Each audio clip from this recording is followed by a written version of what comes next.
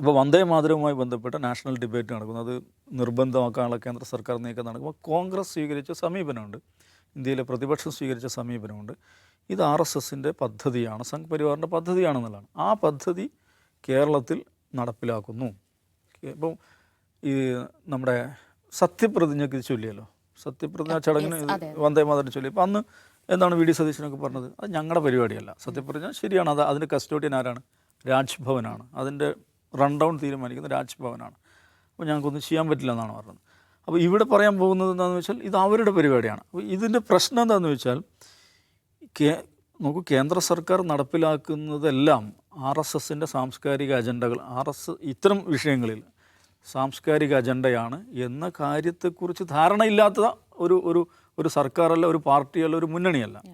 എന്ന് മാത്രമല്ല, ഈ VD സതീശൻ്റെ നേതൃത്വത്തിലുള്ള UDF സർക്കാരിനെ അധികാരത്തിൽ എത്തിക്കുന്നതിൽ ഏറ്റവും പ്രധാന പങ്ക് വഹിച്ച ഒരു ഘടകം, ഒരു രാഷ്ട്രീയ ഘടകം എന്താണ്?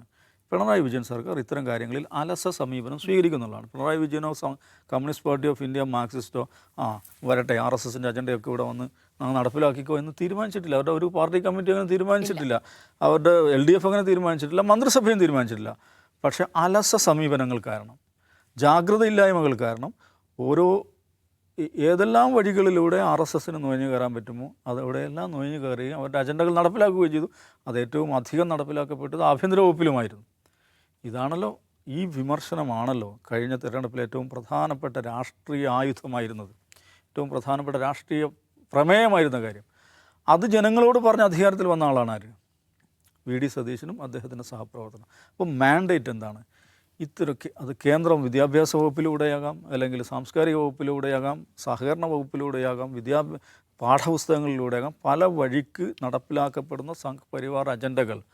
അങ്ങനെ ഒരു പദ്ധതി കേന്ദ്രത്തിനുണ്ടെന്നും RSSനുണ്ടെന്നും BJPക്കുണ്ടെന്നും നമ്മളൊരു സെക്യുലർ ഗവൺമെൻറ്, UDF ഗവൺമെൻറ് അതിനെതിരായിട്ടുള്ള തികഞ്ഞ ജാഗ്രതയിൽ നിൽക്കുമെന്ന സന്ദേശം അത് അകത്തേക്കും പുറത്തേക്കും കൊടുക്കുന്നതിൽ ഈ സർക്കാർ പരാജയപ്പെട്ടു. ഈ സർക്കാർ പരാജയപ്പെട്ടുകൊണ്ടിരിക്കുകയാണ് എന്നുള്ളതിന് ഉദാഹരണമാണ് ഈ സർക്കുലർ. സാങ്കേതികമായി പറഞ്ഞു നിൽക്കാൻ ന്യായങ്ങൾ ഇഷ്ടം പോലെ ഉണ്ടാകും. സാങ്കേതികമായി പറഞ്ഞു നിൽക്കാൻ പിണറായി വിജയന് ന്യായങ്ങളുണ്ടായിരുന്നു, ഇഷ്ടംപോലെ ന്യായങ്ങളുണ്ടായിരുന്നു. പക്ഷേ ഇത് രാഷ്ട്രീയ ജാഗ്രതയാണ് ഈ വിഷയം. നോക്കിപ്പോൾ അർജുൻ ആയങ്കി എന്ന് പറയുന്ന ആ ചെറുപ്പക്കാരനെ പിടിക്കാൻ വേണ്ടി പോലീസ് കാണിക്കുന്ന ജാഗ്രതയുണ്ട്. ഞാനതിനെ കുറ്റപ്പെടുത്തുന്നില്ല, ക്രിമിനലുകളെ പിടിക്കാനാണ്. പക്ഷേ അർജുൻ ആയങ്കിയേക്കാൾ ഈ സമൂഹത്തിൽ മുറിവുണ്ടാക്കിക്കൊണ്ടിരിക്കുന്ന വിദ്വേഷ പ്രചാരകരുണ്ട്. അവർ നേരത്തെ പിണറായി വിജയൻ്റെ കാലത്ത് എങ്ങനെയായിരുന്നു അങ്ങനെ തന്നെ പെരുമാറിക്കൊണ്ടിരിക്കുകയാണ് ഇപ്പോൾ. അതെ, TG മോഹൻദാസിൻ്റെ വിഷയം അവിടെ നിൽക്കട്ടെ. ഈ PK ശ്രീമതി എന്ന് പറയുന്ന ഒരു പൊതുപ്രവർത്തക, അവർ ഇവിടെ MLA ആയിരുന്ന ആളാണ്, MP ആയിരുന്ന ആളാണ്, മന്ത്രി ആയിരുന്ന ആളാണ്, ഇപ്പോൾ ഒരു വനിതാ പ്രസ്ഥാനത്തിൻ്റെ ദേശീയ അധ്യക്ഷയാണ്. അവർ മാധ്യമങ്ങൾക്ക് മുമ്പിൽ വന്ന് കരഞ്ഞു. അവരെപ്പോലെ ഒരാൾ മാധ്യമങ്ങൾക്ക് മുമ്പിൽ വന്ന് കരയേണ്ടി വരുന്ന സാഹചര്യം എന്താണ്? അവർക്കതിന് അത്രയും വഷളായിട്ടുള്ള കള്ള വാർത്ത പടച്ചു വിടുകയാണ്. അവർ പരാതി കൊടുത്തു. എനിക്കറിയില്ല എന്തെങ്കിലും നടപടിയായിട്ട് എനിക്കറിയില്ല. അപ്പോൾ ഇതെന്തുകൊണ്ട് സംഭവിക്കുന്നു? ഇതാണ് ഞാൻ പറഞ്ഞത്. ഈ വിദ്വേഷ പ്രചാരകർ നാട്ടിൽ കുഴപ്പം ഉദ്ദേശിച്ച് പ്രവർത്തിക്കുന്ന വലിയൊരു ഇൻഡസ്ട്രി ഇവിടെയുണ്ട്. ആ ഇൻഡസ്ട്രി ഏറ്റവും തിടം വെച്ച് വളർന്നൊരു കാലമായിരുന്നു പിണറായി വിജയൻ്റെ കാലം. അതിനെതിരായിട്ടുള്ള വിധിയെഴുത്തിൻ്റെ ഫലമായി അധികാരത്തിൽ വന്നൊരു സർക്കാരാണത്. അപ്പോൾ അതേക്കാൾ അന്നുണ്ടായ പിഴവുകളെപ്പോലും കോമ്പൻസേറ്റ് ചെയ്യുന്ന ജാഗ്രത ഈ സർക്കാരിൻ്റെ ഭാഗം ജനങ്ങൾ പ്രതീക്ഷിക്കുന്നുണ്ട്. അപ്പം ഈ സ്വാഭാവികമായിട്ടും ഇങ്ങനെ സർക്കുലർ വരുമ്പോൾ അത് രാജ്ഭവനിൽ നിന്ന് ഒന്നാണ്, അത് കേന്ദ്ര സാംസ്കാരിക മന്ത്രാലയത്തിൻ്റെയാണ്, അതെല്ലാം സാങ്കേതികമായ ഞൊടിന്യായങ്ങളാണ്. പക്ഷേ നിങ്ങളുടെ രാഷ്ട്രീയ ജാഗ്രത എവിടെ?